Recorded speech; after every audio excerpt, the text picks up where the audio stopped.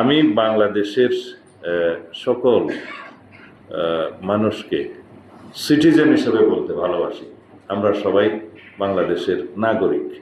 এখানে বাংলাদেশকে একটি শক্তিশালী, ঐক্যবদ্ধ, গণতান্ত্রিক রাষ্ট্র বিনির্মাণের জন্য আমাদের সকল ক্ষুদ্র জাতিগোষ্ঠী, নৃতাত্ত্বিক জাতিগোষ্ঠী, উপজাতি এবং আধা উপজাতি সকল জনসমষ্টিকে, সকল সত্তাকে বাংলাদেশি হতে হবে একটি ঐক্যবদ্ধ নেশন তৈরির জন্য। এবং সেই ঐক্যবদ্ধ জাতি, ঐক্যবদ্ধ সমাজ, ঐক্যবদ্ধ রাষ্ট্র বিনির্মাণের জন্যেই আমরা ৭১-এর পরে ২৪-এ আবার রক্তদান করেছি। যেহেতু আমরা বিভক্তি দেখেছি বিভিন্ন রাজনৈতিক উদ্দেশ্যে এই জাতিকে বিভক্ত করার মানসিকতা দেখেছি আমরা এখানে স্বাধীনতার পক্ষ বিপক্ষ বলে আমাদের মধ্যে বিভক্তি সৃষ্টি করা হয়েছে। স্বাধীনতার ৫০ বছর পরেও আমরা দেখেছি বাংলাদেশে মুক্তিযুদ্ধের চেতনা বলে যে বাণিজ্য হয়েছে, রাজনীতিকরণ হয়েছে, রাজনৈতিকভাবে বাণিজ্য হয়েছে চেতনা, এবং সে চেতনা বিক্রি করতে করতে বাংলাদেশে এত বেশি বিভক্তি সৃষ্টি করা হয়েছে। সেই জায়গা থেকে আমাদেরকে বেরিয়ে আসতে হবে, কারণ বাংলাদেশের সমস্ত মানুষ মুক্তিযুদ্ধকে ধারণ করেছে।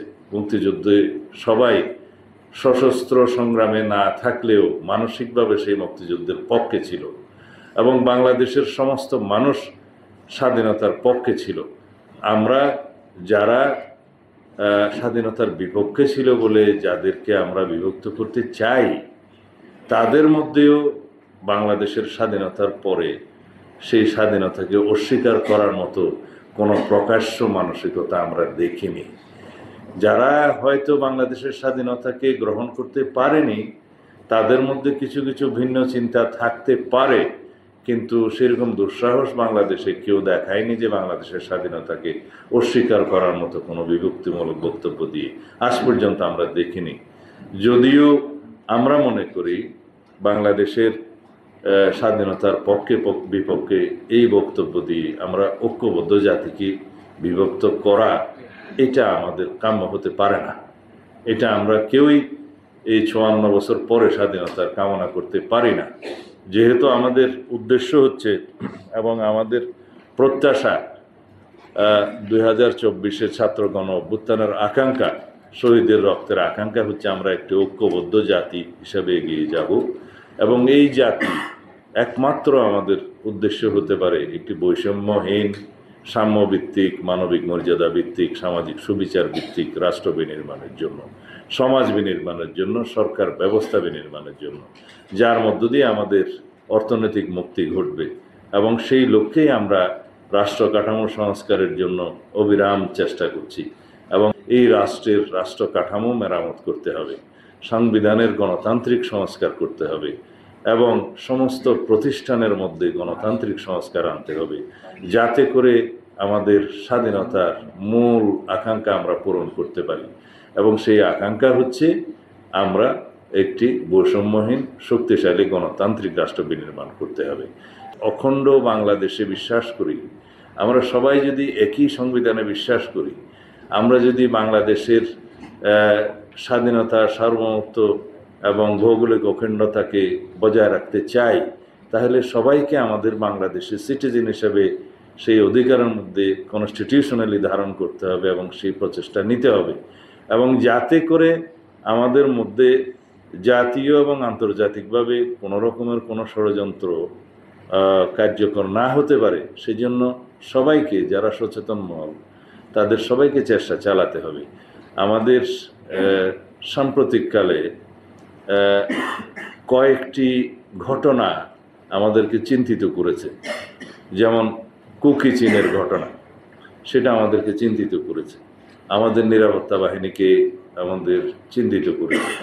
কারণ হচ্ছে যে তার পিছনেও অনেক কারণ আছে, যেটা আমরা সাদা চোখে দেখছি, সেটার পিছনে অনেক পর্দার অন্তরালে কারণ আছে। যে এখানে আমাদের পার্বত্য অঞ্চল এবং ভারতের একটি অঞ্চল, মায়ানমারের একটি অঞ্চল নিয়ে আর একটি বৈশ্বিক কোনো শক্তির পরিকল্পনা আছে, সেই পরিকল্পনা বাস্তবায়নের জন্য এই ভূখণ্ডটাকে হয়তোবা তারা অন্যভাবে সাজাতে চায়। এর বেশি আমি আজকে বলতে চাই না এখানে। সেই জন্য আমাদেরকে সজাগ থাকতে হবে, যাতে জাতীয় এবং আন্তর্জাতিক যে কোনো এরকম পরিকল্পনা যাতে আমাদের ভূখণ্ডকে নিয়ে সফল হতে না পারে। সেই জন্য আমাদের দেশের সশস্ত্র বাহিনী, নিরাপত্তা বাহিনী, বুদ্ধিজীবী মহল যারা এই বিষয়ে গবেষণা করেন এবং এই বিষয়ে যারা চর্চা করেন এবং এই লাইনে যারা সাংবাদিকতা করেন, সবাইকে সমন্বিতভাবে প্রচেষ্টা রাখতে হবে যাতে আমাদের স্বাধীনতা, সার্বভৌমত্ব এবং ভৌগোলিক অখণ্ডতা আমরা বজায় রাখতে পারি এবং বাংলাদেশের এই সীমানার মধ্যে সবাইকে নিয়ে আমরা সিটিজেন হিসাবে একসাথে থাকতে পারি। আমাদের সবারই পরিচয় হবে আমরা বাংলাদেশি, আমরা আমাদের ন্যাশনালিটি বাংলাদেশি এবং আমরা সিটিজেন হিসেবে সবাইকে আমরা পরিচয় দেই এবং পরিচয় যেন আমরা নিতে পারি এবং এটাকে যেন ধারণ করি। একমাত্র সেটাই হবে আমাদের মূল ভিত্তি, আমাদের ঐক্যই হবে আমাদের নেশনকে এগিয়ে নিয়ে যাওয়ার জন্য মূল শক্তি। এবং বর্তমানে যে কথাগুলো আমরা বারবার বলি যে বাংলাদেশের ফ্যাসিবাদ বিরোধী জাতীয় ঐক্যটাকে আমরা শক্তিতে পরিণত করে এগিয়ে যেতে হবে। বিকজ পতিত ফ্যাসিস্ট শক্তিটা বাংলাদেশের জন্য, আমি জেনারেল সাহেবদেরকে বলি আপনারা মনোযোগ দিবেন, সেই ফ্যাসিস্ট শক্তি বাংলাদেশের জন্য ন্যাশনাল সিকিউরিটি থ্রেট। তারা বাংলাদেশের কোনো রাজনৈতিক দল ছিল না, তারা বাংলাদেশে কোনো দিন বাংলাদেশিদের জন্য রাজনীতি করেনি। তাদের গোড়া আর এক জায়গায়, তারা মরিয়া প্রমাণ করিল তাহাদের গোড়া কোন জায়গায়।